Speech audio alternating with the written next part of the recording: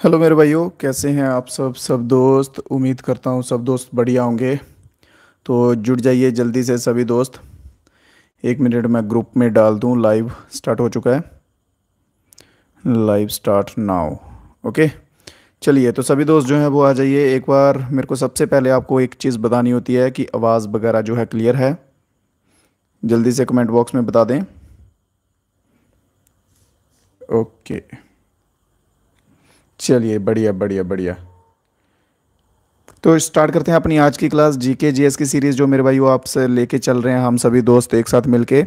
ठीक है, तो जिसमें मैंने आपसे प्रॉमिस किया हुआ कि आपके एग्ज़ाम आने तक जीके में जो है आपको महारत हासिल करवाने वाला हूँ। ठीक है, तो रेडी हैं आज की क्लास के लिए आप सभी दोस्त। एक बार जल्दी से यस सर लिख के बता दीजिए कमेंट बॉक्स में। चलिए बहुत बढ़िया बहुत बढ़िया। ठीक है, तो चलते हैं अपने आज के फर्स्ट क्वेश्चन की ओर। बाकी बेसिक चीज़ें आप सभी को मालूम है ना। कोई डाउट वगैरह कोई क्वेश्चन रहे तो आप कमेंट बॉक्स में उसका बता दीजिएगा, ट्राई कीजिएगा। साथ साथ में मेरे भाई वो आंसर देते रहें। ठीक है, तो मैं रोहित वर्मा, आप सभी का दोस्त, आप सभी का भाई। तो स्टार्ट करता हूँ आज पहले क्वेश्चन से कि which of the following tributaries of Ganges meet Patna near Sonpur. Ganga की कौन सी ट्रिब्यूटरी, गंगा की निम्नलिखित में से कौन सी सहायक नदी सोनपुर के पास पटना से मिलती है। ठीक है, सोनपुर के पास पटना से मिलती है गंगा की कौन सी नदी है। जल्दी से आंसर बता दीजिए। ठीक है, देखिए कोसी जो है ये भी गंगा की ट्रिब्यूटरी है, गंडक भी है। ठीक है, गागर जो है गागर नहीं आएगी। गागर किसकी ट्रिब्यूटरी है? सतलज की ट्रिब्यूटरी है गागर। ठीक है, तो चलिए बताइए। तो आंसर इसमें रहेगा, सभी दोस्त नोट्स वगैरह बनाते जाइएगा साथ साथ में। क्लियर? तो इसमें आंसर क्या रहेगा मेरे भाइयों? इसमें जस्ट अ मिनट।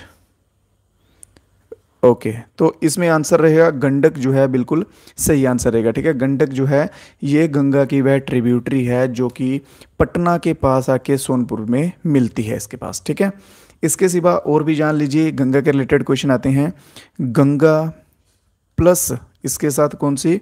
ब्रह्मपुत्रा। देखिए मैं बहुत सारे जो वर्ड्स होते हैं ना वो पूरे नहीं लिखता हूँ, बस बोल देता हूँ। ठीक है, तो गंगा प्लस ब्रह्मपुत्रा जो है जब ये बांग्लादेश में मिलते हैं, बांग्लादेश में मिलते हैं तो ये क्या बनाते हैं? तो ये बनाते हैं मेगा करके। ठीक है, मेगा रिवर बनाते हैं, वहाँ से फॉर्म होती है।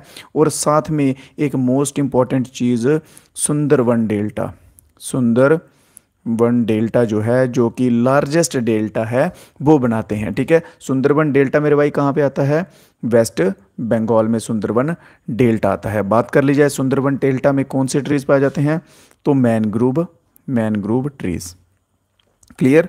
तो मैनग्रूव ट्रीज जो हैं ये सुंदरबन डेल्टा में पाए जाते हैं, जिन्हें नॉर्मली सुंदरी भी बोला जाता है। आप सभी से बस यही कहना चाहूँगा कि जो स्क्रीन पे मैं लिख रहा हूँ ना, ठीक है, उस पे फोकस कीजिए, उतना पढ़िए। अगर उतने में किसी में डाउट आता है ना तो डेफिनेटली मैं हूँ यहाँ पे हेल्प करने के लिए। अगर आप जीके पढ़ने लगेंगे ना भाई तो पूरी उम्र निकाल दो तो जीके जीएस आपकी कंप्लीट नहीं होगी। हम स्पेसिफिक एग्जाम को टारगेट करके चल रहे हैं, उसके प्रीवियस ईयर बेस्ड जो क्वेश्चंस आए हैं उनको दे के टारगेट करके जो है हम क्वेश्चंस करेंगे। ठीक है, और वही क्वेश्चंस करेंगे जिनके आने के चांसेस आपके एग्जाम में डेफिनेटली अच्छे रहेंगे। ठीक है, तो जो जो मेरे भाइयों मैं लिखाता हूँ आप सभी भाई ट्राई कीजिए, नोट्स अच्छे से बना लीजिए, उनके स्क्रीनशॉट ले लीजिए, जैसे आपको कंफर्टेबल लगता है। बस जितना पढ़ा रहा हूँ उतने पे फोकस कीजिए, जीके आपकी कंप्लीट हो जाएगी। क्लियर? ये चीज़ क्लियर हो गई। गंगा और ब्रह्मपुत्र जो है बंगाल में बांग्लादेश में मिलते हैं, फिर मेगा रिवर बनाते हैं वहाँ पे, और साथ में क्या बनाते हैं? एक और सुंदरबन डेल्टा बनाते हैं जो कि वेस्ट बंगाल में है। और वहाँ पे कौन से ट्रीज पाए जाते हैं? मैनग्रोव ट्रीज जो है मेरे भाई पाए जाते हैं। क्लियर? तो बढ़ते हैं अपने नेक्स्ट क्वेश्चन की ओर। दूसरा क्वेश्चन क्या कहता है? Where did Gautam Buddha receive Mahaparinirvana. ठीक है, महापरिनिर्वाणा जो है गौतम बुद्ध को कहाँ पर प्राप्त हुआ था मेरे भाई? इंग्लिश हिंदी दोनों में लिखा रहेगा मेरे भाइयों। ठीक है, जो आपके डाउट वगैरह रहेंगे कमेंट बॉक्स में बताते जाइएगा। डिस्क्रिप्शन में लिंक दिए रहेंगे मेरे भाई, किस किस के व्हाट्सएप ग्रुप के चैनल के, वो भी ज्वाइन कर लीजिएगा। तो देखिए इनमें जो ये 3 4 जो नाम है ना, ये चारों बुद्धिज़्म के रिलेटेड हैं। चलिए तो चारों को हम एक्सप्लेन कर लेते हैं। ठीक है, सबसे पहले हम बात करेंगे मेरे भाई बोध गया की।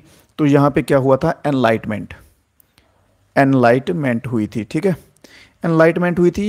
एनलाइटमेंट को आप कह सकते हैं कि शक्तियाँ प्राप्त हुई थी कुछ इस टाइप से। ठीक है, एनलाइटमेंट हुई थी बोध गया में। ठीक है, फिर इसके सिवा एक नाम आता है लुम्बिनी। लुम्बिनी नाम आता है, वो क्या है? वहाँ पे बर्थ हुई थी महात्मा बुद्ध की। क्या हुई थी? वहाँ पे बर्थ हुई थी, जन्म हुआ था। और लुम्बिनी जो है ये कहाँ पे है? नेपाल में। क्लियर। चलिए सांची आता है। सांची में क्या है, बुद्धिज्म का स्तूपा है जो कि किसके द्वारा बनाया गया है, मेड बाय अशोका। ठीक है, अशोका कौन थे, ये एक मौर्यन थे, मौर्यन रूलर थे। इनके बारे में हम अशोका के बारे में आगे डिस्कस करेंगे। फिर उसके बाद बात आती है सारनाथ की। तो सारनाथ यहाँ पे क्या था, फर्स्ट सेरेमन। ठीक है, फर्स्ट सेरेमन जो है यहाँ पे लिया गया था। क्लियर, फर्स्ट सेरेमन लिया गया था महात्मा बुद्ध के द्वारा।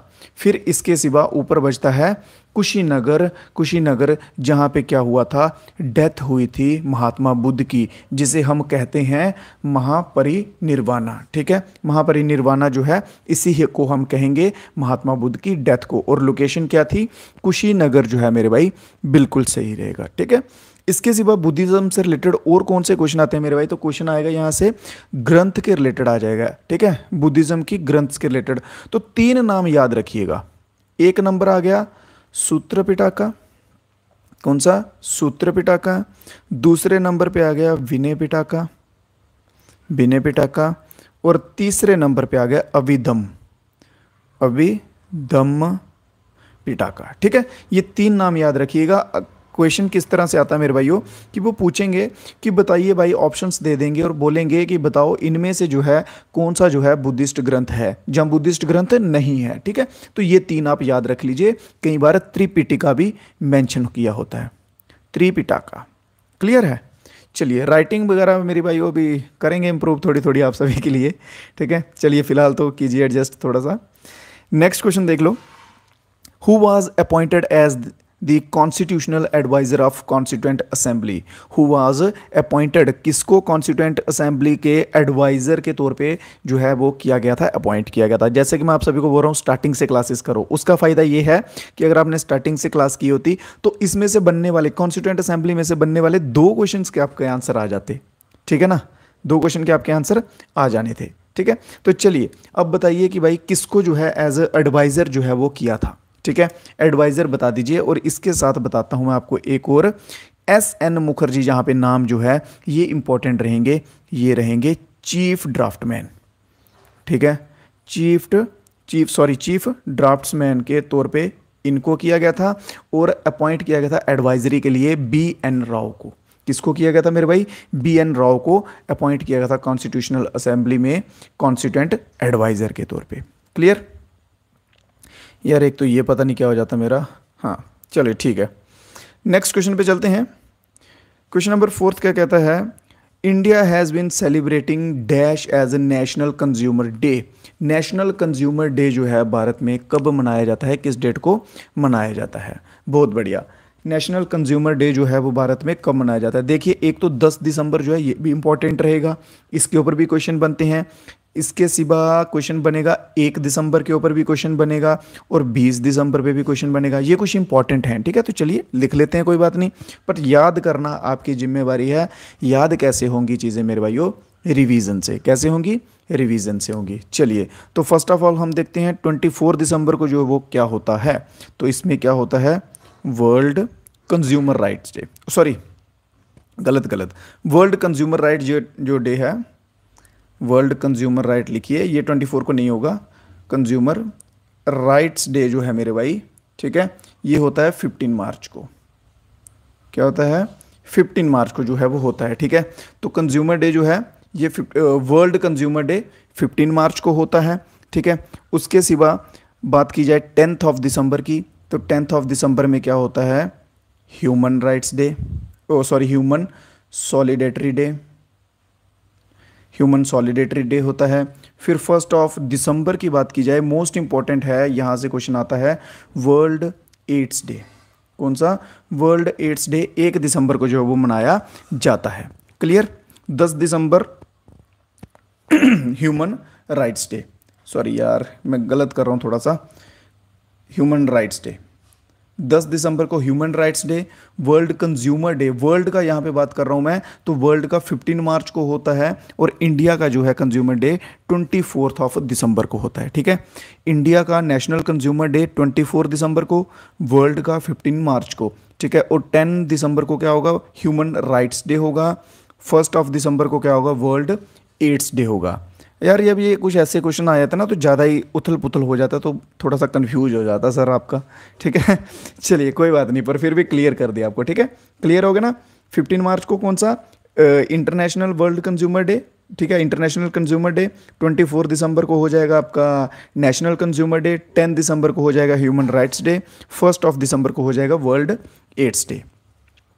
नेक्स्ट क्वेश्चन देखते हैं, which respiratory organism provide more energy. कौन सा रेस्पिरेटरी ऑर्गेनिज्म है जो मोर एनर्जी, ज़्यादा ताकत जो है वो प्रोवाइड करता है। यहाँ पे मेनली दो ही हैं भाई, एक तो है एरोबिक और दूसरा है एनएरोबिक। ठीक है, मेनली कौन है, दो ही हैं। चलिए एरोबिक की बात करते हैं, तो एरोबिक इसका सही आंसर है ऑप्शन नंबर ए। ये क्या करता है, 19 टाइम्स, 19 गुना भाई ज़्यादा एनर्जी प्रोड्यूस करता है देन किससे, एन एरोबिक से। ठीक है, एन एरोबिक से 19 गुना जो है वो ज़्यादा एनर्जी प्रोड्यूस करता है। अगर हम बात करें एन एरोबिक में क्या आएगा, आप बोलोगे कि सर एन एरोबिक तो ठीक है, बट होता क्या है एन एरोबिक, इसमें आते कौन से जीव जंतु कौन से आते हैं, तो इसमें आता है भाई यीस्ट आता है। ठीक है, प्रोटोजोआ, बैक्टीरिया आता है मेरे भाई इसमें। तो चलिए अब आप सभी दोस्त बता दीजिए जल्दी से कमेंट बॉक्स में कि एरोबिक में कौन आएगा भाई, एरोबिक में कौन आएगा। एरोबिक में मैं बता दूं, इसमें प्लस ऑक्सीजन होता है, इसमें रेस्पिरेशन ऑक्सीजन के साथ होती है और इसमें विदाउट ऑक्सीजन होती है। इसमें क्या होता है, विदाउट ऑक्सीजन होती है, इसमें ऑक्सीजन ज़्यादा नहीं लगती। ठीक है, अब जल्दी से एरोबिक की एग्जाम्पल बता दो मेरे भाई कमेंट बॉक्स में कि सर क्या रहेगा इसका आंसर। ठीक है, ये मैं आपसे सुनूंगा अब। ठीक है, तो तब तक हम चलते हैं अपने नेक्स्ट क्वेश्चन की ओर। The presiding officer of Lok Sabha is, Lok Sabha का पीठासीन अधिकारी होता है कौन भाई, हमारे प्रधानमंत्री होंगे। ठीक है, स्पीकर ऑफ लोकसभा होंगे, या फिर वाइस प्रेसिडेंट उपराष्ट्रपति होंगे, या फिर सीएम चीफ मिनिस्टर होंगे। जल्दी से बता दीजिए कि कौन है लोकसभा का प्रिसाइडिंग ऑफिसर। ठीक है, लोकसभा याद रखिए, लोकसभा किसके अंडर आती है, लोकसभा आएगी प्राइम मिनिस्टर के अंडर। ठीक है, प्राइम मिनिस्टर उसमें मुखिया रहता है लोकसभा का, बट यहाँ पे प्रिसाइडिंग ऑफिसर की बात की गई है कि उसको मैनेज कौन करेगा, हैंडल, तो वो रहेगा स्पीकर ऑफ द लोकसभा। तो लोकसभा का अगर बात की जाए कौन स्पीकर है, तो ओम बिरला मेरे भाइयों बिल्कुल सही आंसर हो जाएगा। ठीक है, स्पीकर हो तो लोकसभा का। अगर पूछा जाए चेयरपर्सन, क्या पूछा जाए, चेयरपर्सन पूछा जाए तो ये आ जाता है राज्यसभा का, जो कि होता है हमारा वाइस प्रेसिडेंट। कौन होता है, हमारा वाइस प्रेसिडेंट जो है ये राज्यसभा का चेयरपर्सन होता है। तो कौन है करंटली वाइस प्रेसिडेंट, जल्दी से आंसर आने दीजिए, जल्दी से आंसर, वाइस प्रेसिडेंट कौन है। बहुत बढ़िया, जल्दी से भाई खुद भी तो आंसर दिया करो यार, सारा सर ही थोड़ी ना बताएंगे, अब खुद भी थोड़ा थोड़ा बीच बीच में आंसर देते रहा करो। ठीक है ना, जो कुछ चीज़ें नहीं आती हैं वो तो मैं बताता हूँ, जहाँ कुछ टेक्निकल चीज़ें होती हैं जो आपको कॉन्सेप्ट समझने होते हैं वो आपको मैं बताऊँगा, बट जो बेसिक चीज़ें हैं, प्रेसिडेंट हो गया, वाइस प्रेसिडेंट हो गया, उतना तो बताओ यार। ठीक है, तो जगदीप धनखड़ जो हैं बिल्कुल सही आंसर रहेगा as a vice president of India. ठीक है, और ये भी हो गया। चलिए नेक्स्ट क्वेश्चन देखते हैं। नेक्स्ट क्वेश्चन क्या कहता है मेरे भाई अगला, what does the book Aryabhatiya deals with. Aryabhatiya जो बुक है उसमें क्या चीज़ें बताई गई हैं, वो किसके साथ डील करती है। तो आर्यभट्टिया में एस्ट्रोनॉमी बताई गई है, एस्ट्रोनॉमिक जो भी ऊपर के ब्रह्मांड की चीज़ें होती हैं, फ्यूचर का ये वो चीज़ें होती हैं ना, वो सब एस्ट्रोनॉमी में आता है। और उसके साथ साथ आर्यभट्ट का फेवरेट मैथ्स भी जो है वो मेंशन है। और लैंग्वेज की बात की जाए तो संस्कृत में मेंशन है। ठीक है, किस में है, संस्कृत में जो है वो लिखा गया है। क्लियर। तो आर्यभट्ट की खोज क्या थी, तो इन्वेंट किया था इन्होंने जीरो, इन्वेंट किया था जीरो, जीरो की खोज जो है वो इनके द्वारा की गई थी। अगले क्वेश्चन की ओर बढ़ते हैं मेरे भाई। तो अगला क्वेश्चन क्या बोला है, during a cyclonic storm abnormal rise in sea level is known as. कोई भी साइक्लोन चलता है, साइक्लोन समझ लो आप कि भाई तूफान चलना बहुत तेज़। ठीक है, जब गेहूं की कटाई के दिन होते हैं तो उन दिनों में आते हैं तूफान बड़े बड़े। ठीक है, तो वैसा ही आप एक नॉर्मल सा तूफान समझ लो। तो जब ये तूफान चलते हैं, समुद्र में चलते हैं, तो वहाँ पे क्या होता है, जो लहरें होती हैं वो ऊंची ऊंची होती हैं। ठीक है, बड़ी बड़ी बढ़ती जाती हैं। तो सिंपल सा पूछा, वो जो है वो किस वजह से क्या होती हैं या क्या कहा जाता है उन्हें। ठीक है, बस इतना सा जो है आपको इसमें बताना है। तो जल्दी से स्ट्रॉम सर्ज, हार्बर वेव्स या क्या कहा जाएगा, ठीक है। तो इसका आंसर बिल्कुल सही जो है वो रहेगा option number A, storm surge जो है मेरे भाई उसे कहा जाएगा। ये कैसे होते हैं, ये कैसे जनरेट होते हैं, जनरेट बाय हुरिकेन्स। यार ये है पता क्या, अलग अलग तूफानों के भी अलग अलग नाम है। कुछ तूफान होते हैं जो सीधी ऐसे ब्लो होते हैं, ठीक है, सीधी हवा में जाते हैं। कुछ तूफान होते हैं, आपने देखा ना, वो बवंडर जैसा बन जाता है, ऐसे ऐसे ऐसे ऐसे ऐसे, ठीक है। कुछ तूफान ऐसे होते हैं, इनके अलग नाम होते हैं। तो आप सिंपल याद रखिए कि हुरिकेन जो आता है ये इस तरह का जो होता है, उससे स्ट्रॉम सर्ज के अंडर जो है वो सी लेवल ऊपर नीचे होता है। क्लियर। हार्बर वेव्स जो है ये भी आ सकता है। सुनामी तो आप सभी को मालूम है, नॉर्मल सी बात है, ठीक है। तो हार्बर वेव जो है ये भी सुनामी की कैटेगरी में ही आता है, ठीक है। इससे अर्थ का इनसाइड जो है ना, इंटीरियर, वो डिस्टर्बेंस में होता है। चलिए नेक्स्ट क्वेश्चन है पार्ट 5। ये क्वेश्चन तो सभी को आना चाहिए क्योंकि ये 2 बार हो चुका है। पहले बार में मैंने करवाए थे 1 से लेके 6 तक पार्ट करवाए थे, दूसरी में 6 से लेके 12 तक करवाए थे, ठीक है। और अब करवा दूंगा आपको 12 से लेके 15 तक। टोटल कितने हैं मेरे भाई, टोटल कितने हैं जल्दी से बताओ, टोटल कितने हैं, कल ही क्वेश्चन बताया मैंने आपको, ठीक है। चलिए तो ये आंसर आपको आना चाहिए, तो ये आंसर मैं अभी लिखूंगा ही नहीं क्योंकि ये तो मैंने करवाए हुए हैं, ठीक है। तो बात करते हैं हम 12 के आगे से। तो 13 नंबर का स्टार्ट करते हैं। 13 नंबर वाले में जो है वो क्या रहेगा, ट्रेड कॉमर्स रहेगा, ठीक है। ट्रेड कॉमर्स रहेगा विद इन टेरिटरी, ठीक है, विद इन टेरिटरी रहेगा। फिर पार्ट 14, ये 13 14 क्या लिखा रहा हूँ यार, ये पार्ट हैं, ठीक है, ये पार्ट हैं कॉन्स्टिट्यूशन के अपने, ठीक है। तो जो 14 है, 14 में क्या रहेगा, सर्विस प्रोवाइड करना, service under union and states, service under union and states. Clear. और इसके सिवा पार्ट 15 जो है ये आपको मैं बड़ी देर से बता रहा हूँ, इलेक्शन चल रहे हैं तो पार्ट 15 चल रहा है हमारा, ठीक है। क्लियर है यहाँ तक। तो पार्ट 15 तक अभी आप याद कीजिए। सॉरी एक पार्ट 14 ए भी आता है, उसमें ट्रिब्यूनल्स आता है, सिंपल ट्रिब्यूनल्स, बस इतना याद रखिए, ठीक है। तो पार्ट 15 तक हमारे कंप्लीट हो चुके हैं। आगे के जो रहेंगे वो भी हम टाइमली करते जाएंगे जैसे ही और कोई पार्ट का क्वेश्चन आएगा। तो बात कर रहे हैं इस क्वेश्चन की, तो इसका आंसर रहेगा यूनियन गवर्नमेंट, ठीक है। पार्ट 5 में यूनियन गवर्नमेंट, पार्ट 6 में कौन आएगा, स्टेट गवर्नमेंट आएगा। फंडामेंटल ड्यूटीज जो है वो किस में आती हैं, पार्ट 4 ए में आती हैं। 4 में क्या आता है, डायरेक्टिव प्रिंसिपल्स आते हैं। 3 में फंडामेंटल राइट्स आते हैं। 2 में सिटीजनशिप आती है। फर्स्ट में यूनियन एंड इट्स टेरिटरी आती है। क्लियर, ये सब आपको पढ़ा चुका हूँ। बढ़ते हैं अपने नेक्स्ट क्वेश्चन की ओर। अगला क्वेश्चन, क्वेश्चन नंबर 10 क्या कहता है, on the south American continent dash is the largest country in term of population. South America जो कॉन्टिनेंट है, महाद्वीप है साउथ अमेरिका का, उसमें सबसे ज़्यादा पॉपुलेशन वाला देश जो है मेरे भाई वो कौन सा है, चिले, ब्राज़ील, पेरू, इक्वाडोर। तो ब्राज़ील फुटबॉल वालों को सभी को मालूम होना चाहिए ब्राज़ील का। तो ब्राज़ील जो है मेरे भाई बिल्कुल सही आंसर बैठेगा। तो ऑप्शन नंबर बी जो है बिल्कुल सही आंसर रहेगा। एक चीज़ आपको बता दूं, जो कुछ दोस्त हमारे साथ अगर नए जुड़े हैं तो जैसे ही 4 की 5 क्लास, हर एक 4 या 5, ठीक है, 4 to 5 क्लास के बाद जो है वो पीडीएफ आपको व्हाट्सएप का चैनल जो है वहाँ पे, या फिर व्हाट्सएप के ग्रुप पे, ठीक है, उनमें से एक जगह पे जो है वो आपको पीडीएफ मिल जाया करेगी। तो ज्वाइन कर लीजिएगा ग्रुप वगैरह। ये पीडीएफ का क्या मोटिव रहेगा, फ्री रहेगी, आपकी रिवीजन के लिए रहेगी, ठीक है मेरे भाई। चलिए तो क्वेश्चन देखते हैं।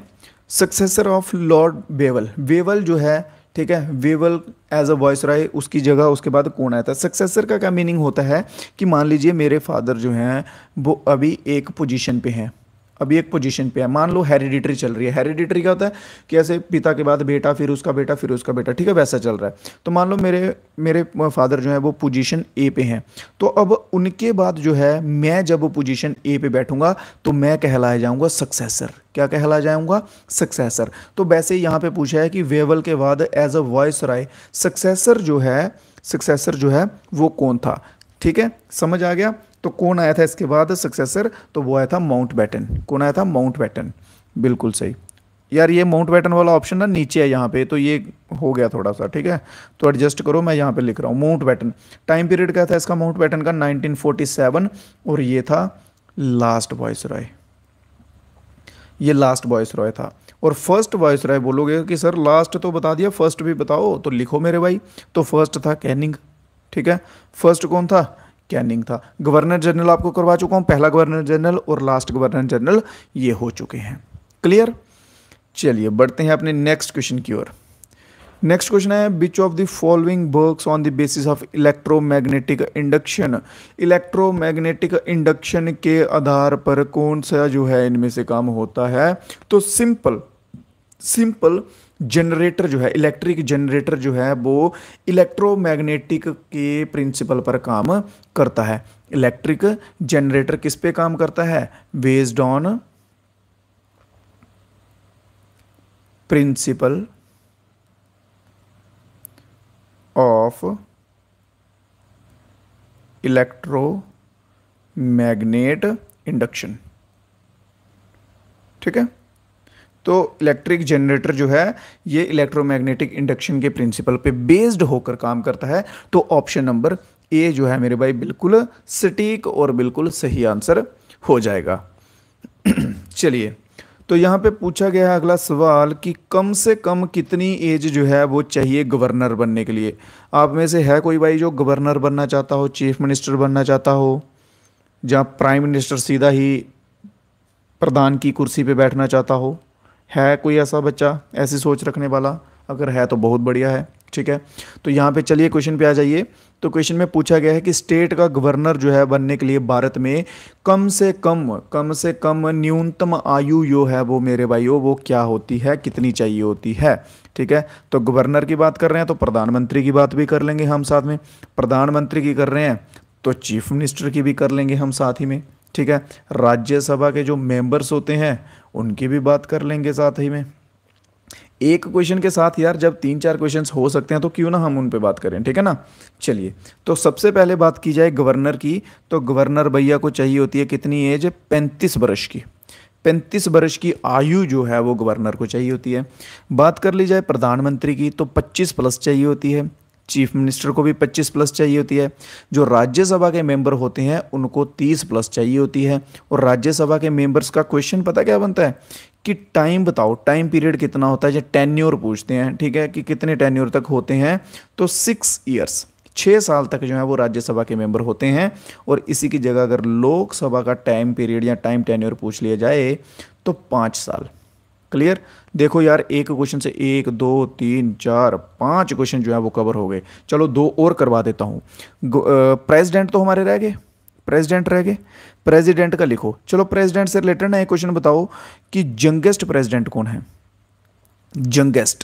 यंगेस्ट का मतलब होता है कम आयु में प्रेसिडेंट बन जाना, राष्ट्रपति। ठीक है, तो कम आयु में, सबसे कम आयु में राष्ट्रपति जो है वो कौन है? तो एक नाम लिखिए, एक नाम लिखिए मेरे भाई, वो नाम है नाम है नीलम। ठीक है, नीलम संजीव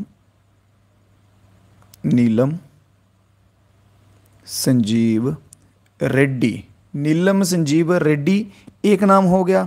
ठीक है, टाइम पीरियड लिख लो 1977 से 82 का। और दूसरा नाम लिखिए नाउ करके या करंटली करके द्रौपदी मुर्मू। ठीक है, जब तक द्रौपदी मुर्मू जो है 2022 में ये बनी है, जब तक द्रौपदी मुर्मू नहीं बनी थी तो उससे पहले यंगेस्ट प्रेसिडेंट कहलाए जाते थे नीलम संजीव रेड्डी, जो कि 64 ईयर्स की एज में जो है एज अ प्रेसिडेंट सामने आए थे। ठीक है, बट जो द्रौपदी मुर्मू जी हैं ये 63 प्लस जो है इस एज में जो है ये प्रेसिडेंट की चेयर जो है उन्होंने संभाल ली है। और इसी के साथ यंगेस्ट प्रेसिडेंट भी बन चुके हैं। ठीक है, क्वेश्चन ध्यान से पढ़ लो। जो मैं आपको क्या बोल रहा हूँ कि जो स्क्रीन पे क्वेश्चंस लिखवा रहा हूँ, जो बोल रहा हूँ, बस उतने पे फोकस रखो, काम बन जाएगा, नैया पार जो है वो हो जाएगी। ठीक है, पहले थे संजीव रेड्डी और अभी है द्रौपदी मुर्मू। चलिए बढ़ते हैं अगले क्वेश्चन की तरफ। What is the quality that prevent the flow of electron in a conductor? ठीक है, प्रिवेंट का मतलब क्या होता है? रोक देना भाई। ठीक है, प्रिवेंट का मतलब क्या होता है? रोक देना। जब भी साइंस में, स्पेशली एक चीज़ बता रहा हूँ आपको, एक ट्रिक कह लीजिए या तुक्का लगा के पकड़ लीजिए इस चीज़ को, कि साइंस में प्रिवेंट वर्ड आ जाए ना तो एक शब्द यूज़ कीजिए, रेसिस्टेंस। ठीक है, रेसिस्टेंस का मतलब भी यही होता है रुकाव। ठीक है, रुकाव, रोकना। आप अगर घड़ियां डालते होंगे ना वॉच, तो वाटर रेसिस्टेंस लिखा होता है घड़ी के पीछे, वाटर रेसिस्टेंस आपने अगर पढ़ा हो तो उसमें क्या होता है, पानी नहीं डलता उन घड़ियों में जिनमें वाटर रेसिस्टेंस लिखा होता है। तो बस वहीं से याद कर लो कि जहाँ पे भी साइंस में क्वेश्चंस में आ जाए, स्पेशली फिजिक्स में, कि रोकना है किसी चीज़ के फ्लो को, तो रेसिस्टेंस जो है वो आंखें बंद करके आंसर लगा दो। अगर तो आपको जानकारी है तो भाई देख लो आगे क्वेश्चन, अगर जानकारी नहीं है, तुक्का लगाना है, तो रेसिस्टेंस पे पूरा विश्वास रखो। ठीक है, चलिए next question, what is formed when the metal combines with oxygen. जब मेटल जो है, मेटल ऑक्सीजन के साथ मिलती है तो क्या बनता है, metal plus oxygen, metal plus oxygen मिले तो क्या बनता है, मेटल ऑक्साइड बनता है मेरे भाई। सिंपल सा, बहुत ही बेसिक सा क्वेश्चन था। ठीक है, मेटल ऑक्साइड बनता है। देखो जैसे क्या होता है कि मान लो आयरन जो है वो बाहर पड़ा हुआ है, उसमें प्लस क्या मिल रहा है, उसमें मॉलिक्यूल मिल रहे हैं, मॉलिक्यूल मिल रहे हैं, जहाँ ऑक्सीजन कह लीजिए या एयर कह लीजिए, एयर मिल रही है, प्लस वाटर मिल रहा है। ठीक है, तो उससे क्या हो जाएगी, ऑक्सीडेशन जो प्रोसेस होती है, लोहे को जंग लगना, रस्टिंग। ठीक है, तो उससे रस्टिंग हो जाती है। अगर पूछ लिया जाए रस्टिंग कैसे होती है, iron plus air molecules plus water, जब ये तीनों चीज़ें मिलती हैं तो रस्टिंग होती है, लोहे को जंग लगती है। नाइट्रोजन की बात कर लें थोड़ी सी, तो नाइट्रोजन जो है, इसके कंपाउंड क्या होते हैं मेरे भाई, नाइट्रोजन के कंपाउंड क्या होते हैं, नाइट्रोजन प्लस ऑक्सीजन बने तो नाइट्रोजन गैस बन जाती है। ये बेसिक सा है। ठीक है, लास्ट डे आपको एक क्वेश्चन करवाया था रैंसिड करके, याद है ना, रैंसिड करके, उसमें नाइट्रोजन का कॉन्सेप्ट बताया था, चिप्स वाला कॉन्सेप्ट बताया था, वो याद रखिएगा। चलिए नेक्स्ट क्वेश्चन पे चलें। तब तक नेक्स्ट क्वेश्चन क्या कहता है हमारा, हाँ, world heritage site the stupa of great Sanchi was constructed by, याद कर लो अब वो अशोका वाला क्वेश्चन जो हमने पहले किया था, बुद्धिज्म का जब क्वेश्चन आया था ना तब हमने किया था। ठीक है, तो चलिए वही से आंसर इसका अब निकलेगा। तो सांची स्तूप जो है वो किसने बनाया है, इन्होंने सिंपल ये पूछा है, तो अशोक ने बताया है, बनाया है। तो अब हम बात करेंगे मेरे भाई किसके बारे में, अशोक के बारे में। सबसे इंपॉर्टेंट अशोक का अगर कोई क्वेश्चन बनता है तो वो बनता है कौन सा, कलिंगा वॉर पे। ठीक है, सबसे इंपॉर्टेंट कि कलिंगा वार जो है वो किसने की थी, तो अशोक के द्वारा कलिंग का युद्ध जो है वो लड़ा गया था। सांची स्तूप के रिलेटेड एक चीज़ लिख लो यार, ये यूनेस्को में भी आया था। ठीक है, यूनेस्को में ऐड हुआ है, और ऐड हुआ था 1989 में। ठीक है, ये भी लिख लो। चलिए एक हो गया कलिंग, दूसरा दम पॉलिसी, दम पॉलिसी, तीसरा इन्होंने क्या किया था, spread Buddhism, spread Buddhism. Buddhism जो है उसका बहुत प्रचार किया था अशोक ने। ठीक है, उसके सिवा बहुत सारे जो है इसने स्तूपास वगैरह भी बनाए थे अशोक ने। अशोक की बात करते हैं भाई माता पिता की, माता पिता छोड़िए, इंपॉर्टेंट रहेगा अशोक का कौन, दादू। कौन रहेगा, दादू। दादू क्या होता है, बोलोगे सर क्या मजाक कर रहे हो, ग्रैंड फादर लिखिए। ठीक है, तो अशोक का ग्रैंड फादर कौन था भाई, चंद्रगुप्त मौर्य, चंद्रगुप्त मौर्य। ठीक है, तो चंद्रगुप्त मौर्य जो है वो अशोक के दादू जी हैं। ठीक है, जिन्होंने मौर्य एम्पायर जो है वो इस्टेब्लिश किया था। और बात कर ली जाए अशोक के पिताजी की, कि अशोक के पिताजी कौन हैं, तो बिंदुसार। कौन है अशोक के पिताजी, बिंदुसारा। बिंदुसारा जो है वो अशोक के पिताजी हैं। ये सीक्वेंस याद रखिएगा। ठीक है, क्योंकि क्वेश्चन पूछते हैं कि अशोक के फादर, एक है बिंदुसार, एक बिंबिसार है। बिंबिसार में मत कंफ्यूज हो जाइएगा।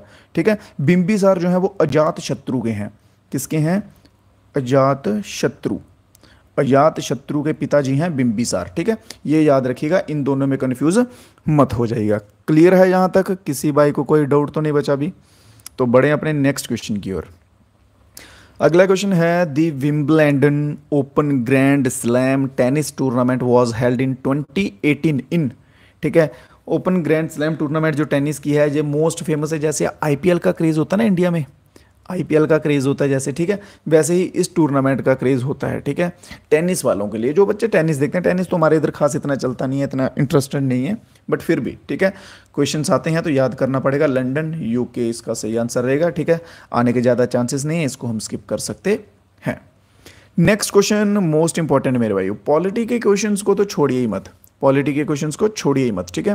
तो उन्होंने पूछा गया separation of the judiciary from executive, judiciary को एग्जीक्यूटिव से सेपरेट कौन सा आर्टिकल जो है वो करता है या कौन सा आर्टिकल बताता है। सबसे पहले बात कर लेते हैं कि बोलोगे सर ये तो ठीक है, समझ गए कि जुडिशरी को एग्जीक्यूटिव से अलग करते हैं, बट ये होता क्या चीज़ है जुडिशरी, एग्जीक्यूटिव होता क्या है। कोई बात नहीं, बता देते हैं। तो एग्जीक्यूटिव जो है, सबसे पहले हम बात करेंगे जुडिशरी की। कोर्ट मालूम है ना आपको, जज साहब जो होते हैं, ठीक है, जज साहब। तो जज साहब जो भी कानून बनते हैं उन कानून्स की केयर करना, अगर कोई वो कानून तोड़ता है उनको उन कानून्स के अकॉर्डिंग पनिश करना, वो काम होता है जुडिशरी का, ठीक है। उसके साथ अब बोलोगे कि सर जुडिशरी तो समझ गए, पर एग्जीक्यूटिव वाले कौन से हैं। तो एग्जीक्यूटिव वाले वो हैं, एग्जीक्यूट का क्या मतलब होता है कि डालना, जहाँ, ठीक है, एग्जीक्यूट करना, किसी चीज़ को स्टार्ट करना, ठीक है। तो एग्जीक्यूटिव वाले वो हो गए जो कानून बनाते हैं, ठीक है। एग्जीक्यूटिव कौन हो गए, जो कानून बनाते हैं, जब नई नई चीज़ें जो हैं इम्प्लीमेंट करते हैं। लिख लीजिए इम्प्लीमेंट लॉज, ठीक है, ये जो है ये कानून इम्प्लीमेंट करते हैं, ठीक है। और इसमें एग्जाम्पल भी लिख लो भाई, एग्जाम्पल कौन आ जाएगा, जैसे प्रेसिडेंट आ जाएगा, काउंसिल ऑफ मिनिस्टर्स आ जाएगा, council of minister. Council of minister से क्या समझते हैं आप लोग भाई, बताइए जरा। मोदी है ना, जैसे नरेंद्र मोदी हमारे करंट प्रेसिडेंट हैं, ओ सॉरी प्राइम मिनिस्टर है भाई, प्रेसिडेंट नहीं, ठीक है। अब इस चीज़ को मत पकड़ लेना सर आपने प्रेसिडेंट कैसे बोल दिया, प्राइम मिनिस्टर हैं, ठीक है। तो जो उनके अंडर मिनिस्टर्स हैं ना, डिफेंस मिनिस्टर हो गए राजनाथ सिंह, ठीक है, और हो गए किरण रिजिजू, हो गए नितिन गडकरी, ये सब जो हैं जितने भी मिनिस्टर्स आ रहे हैं अलग अलग सेक्टर में, वो सब क्या है, काउंसिल ऑफ मिनिस्टर्स। तो ये सब जो है बैठ के घुसू भुसू करते हैं, बातें करते हैं और कानून जो है वो पारित कर देते हैं। क्लियर। तो ये कौन से आर्टिकल के अंडर होता है, तो ये होता है आर्टिकल नंबर 50 के अंडर। कौन से आर्टिकल के अंडर, आर्टिकल नंबर 50 जो है वो सेपरेट करता है जुडिशरी और एग्जीक्यूटिव को। आप बोलोगे सर 50 तो हो गया, 3 आर्टिकल और भी दिए हुए हैं, थोड़ा थोड़ा इनके बारे में भी देख लो। आर्टिकल 17 जो है ये प्रेसिडेंट के रिलेटेड होता है, ये इंपॉर्टेंट नहीं है, ये पूछा भी नहीं जाता है, ठीक है। आर्टिकल 30 ये तो कल बताया था, आर्टिकल 29 एंड 30 याद करो जल्दी से, कल बताया था। तो बताओ फिर इसका आंसर, ठीक है। बोलता हूँ ना रिवीजन वगैरह करो, तो यही मज़ा होता है, रिवीजन की होती तो जल्दी से फटाक से आंसर आ जाता आपका कमेंट बॉक्स में। रिवीजन किया ही नहीं है आपने, पढ़ा ही नहीं है, तो कहाँ से आंसर दोगे। आर्टिकल 90 बच गया। तो आर्टिकल 90 क्या होता है, डेप्यूटी चेयरमैन जो होते हैं, डेप्यूटी चेयरमैन जो होते हैं, ठीक है, उनकी पोजीशन, उनकी रेजिग्नेशन, रिज़ाइन या फिर वोकेशन, उसके रिलेटेड जो है ये बात करता है कि भाई एक डेप्यूटी चेयरमैन होना चाहिए, उसका रिज़ाइन भी होना चाहिए, उसकी वोकेशन भी होनी चाहिए, बस उसके बारे में बात करता है। चलिए, जो एक चीज़ ध्यान रखो, जो चीज़ें इंपॉर्टेंट होंगी ना, या जो आर्टिकल इंपॉर्टेंट होंगे, या जो भी चीज़ें इंपॉर्टेंट होंगी, उनको मैं अच्छे से एक्सप्लेन करता हुआ चलूँगा, इतना भरोसा रखो, ठीक है भाई पे। चलिए, who was the viceroy of India during the first round table conference. First round table conference के टाइम पे भारत के वायसराय कौन थे। टाइम पीरियड तो आपको पता है ना फर्स्ट राउंड टेबल का, फर्स्ट भी बता चुका हूँ, सेकंड भी बता चुका हूँ और थर्ड भी बता चुका हूँ। ये भी बता दिया है कि फर्स्ट में कौन गया था, सेकंड में कौन गया था, थर्ड में कौन गया था, और फेल कौन कौन सी हुई थी, ठीक है। तो बात की गई यहाँ पे फर्स्ट राउंड टेबल कॉन्फ्रेंस की, तो 1930 जो है इसका टाइम पीरियड है। तो उस टाइम पे जो है वो कौन था भाई, वायसराय कौन था। अब इसमें से इसको तो निकाल सकते हैं भाई, माउंटबेटन को तो निकाल सकते हैं। कैसे निकाल सकते हैं, आप बोलोगे सर कैसे निकाल सकते हैं माउंटबेटन को क्योंकि अभी आपको मैंने बताया कि 1947 में बना था माउंटबेटन, ठीक है। फिर उसके सिवा आप एक बंदा और निकाल सकते हैं, वो निकाल सकते हैं बेवल को। आप बोलोगे सर बेवल को कैसे निकाल सकते हैं, क्योंकि भाई बेवल का सक्सेसर जो है वो है माउंटबेटन, ठीक है। क्वेश्चन पीछे पड़ा ना, ध्यान था कि नहीं था, ठीक है, इसलिए बोल रहा हूँ ध्यान भी दिया करो क्लास में। तो बेवल का सक्सेसर कौन था, माउंटबेटन था। तो ये दोनों तो निकल गए, अब बची बारी 50-50 की। अगर आपको नहीं आता तो 50-50 में तुक्का लगा दो, जय श्री राम बोल के कोई भी एक लगा दो, ठीक है। बट हम जो है वो तुक्का नहीं लगाएंगे, हम आंसर देंगे बिल्कुल सही और सटीक, 100% सही आंसर। इरविन जो है बिल्कुल सही आंसर रहेगा। इरविन 1930 के टाइम पीरियड पे वायसराय था, ठीक है। और बात कर ली जाए कि पीएम कौन था उस टाइम पे, तो रैमसे एम है ये, ठीक है, मैकडोनाल्ड। ये मैकडोनल्ड मत समझ लीजिएगा, मैकडी बोलो, आप सर बोलो, मैकडी के नाम पे रखा हुआ है इसका नाम, ठीक है। तो उस टाइम पे पीएम कह लीजिए या हेड कह लीजिए इन राउंड टेबल कॉन्फ्रेंसिस का, तो रैम से मैकडोनाल्ड जो है बिल्कुल सही आंसर रहेगा। बढ़ते हैं अपनी क्लास के अगले क्वेश्चन की तरफ। तो क्वेश्चन क्या कहा गया है मेरे भाई, विच of the following countries was the overall champion in 18th Asian games. कौन सी कंट्री है जो 18th नंबर का एशियन गेम जो हुआ था 2018 का, उसमें चैंपियन रही थी। एक बात याद रखो, यहाँ पे चाइना आ जाए ना, फिलहाल बोल रहा हूँ, इन फ्यूचर आने वाले टाइम में हमारा भारत जो है वो compete करेगा डेफिनेटली, चाइना यूएसए को compete करेगा। बट करंटली हमारे जो स्पोर्ट्स पर्सन हैं उनको उतनी फैसिलिटीज़ नहीं मिल पा रही हैं, जहाँ आप कह सकते हैं कहीं ना कहीं से वो पिछड़ जा रहे हैं, पीछे रह जा रहे हैं, जिस वजह से हम कॉम्पीट जो है वो नहीं कर पा रहे हैं, ठीक है। बट इन फ्यूचर डेफिनेटली जो है वो हम करेंगे। तो यहाँ पे अभी बात आ रही है ना, चाइना जो आ रहा है, जहाँ यूएसए दिख रहा है, तो आंख बंद करके चाइना लगा दो, यूएसए लगा दो, ठीक है, क्योंकि यही जो है सबसे ज़्यादा ले रहे हैं। तो इसमें भी सबसे ज़्यादा गोल्ड जो है वो लिए हैं, 132 गोल्ड लिए हैं चाइना ने। इंडिया ने लिए हैं लगभग 15 की 15 गोल्ड जो है वो इंडिया ने लिए हैं, ठीक है। तो जापान की बात कर ली जाए तो जापान ने लिए थे 75 गोल्ड।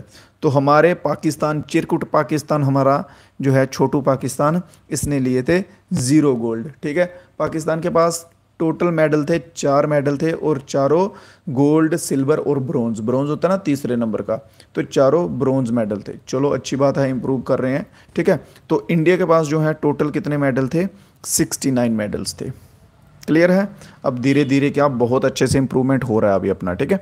तो चलिए मेरे भाइयों, क्लियर हो चुके हैं सभी क्वेश्चन आज की क्लास के। अब कल के लिए तैयार हो जाओ और साथ में रिवीजन जो है वो भी करो। एक बार सभी दोस्त कमेंट बॉक्स में बता दो, जो भाई अभी तक हमारे साथ जुड़े हुए हैं, हाय हेलो लिख के एक बार भेज दो और बता दो कि मेरे भाई क्लास जो है वो कैसी लगी, क्वेश्चंस जो है वो समझाने का तरीका कैसा लगा, जल्दी से एक बार बता दो। फिर उसके बाद जो है हम अपनी क्लास डिसकंटिन्यू करेंगे, ठीक है। Okay okay. तो मज़ेदार रही क्लास आज की, क्वेश्चन वगैरह समझ आ गए, किसी भाई को कोई डाउट तो नहीं बचा। अगर अभी भी किसी भाई को कोई डाउट रह गया हो, कुछ समझ ना आया हो, डिस्क्रिप्शन बॉक्स में लिंक होगा व्हाट्सएप चैनल का भी, व्हाट्सएप ग्रुप का भी होगा, तो वो सब जो है वो ज़रूर से ज्वाइन कर लीजिएगा। वहाँ पे आपको टाइमली जो है वो अपडेट्स जो है मेरे भाई मिलते रहेंगे, ठीक है। बाकी कोई गुस्ताखी माफ़ कीजिएगा, बाकी मिलेंगे कल फिर से नए वीडियोज़ में, नए क्वेश्चंस के साथ, नए अंदाज में। तब तक के लिए इजाज़त दो मेरे भाइयों। जय हिंद, जय भारत। और जाते जाते सभी दोस्त वीडियो को लाइक वगैरह कर दिया करो चोरी चोरी से, ठीक है।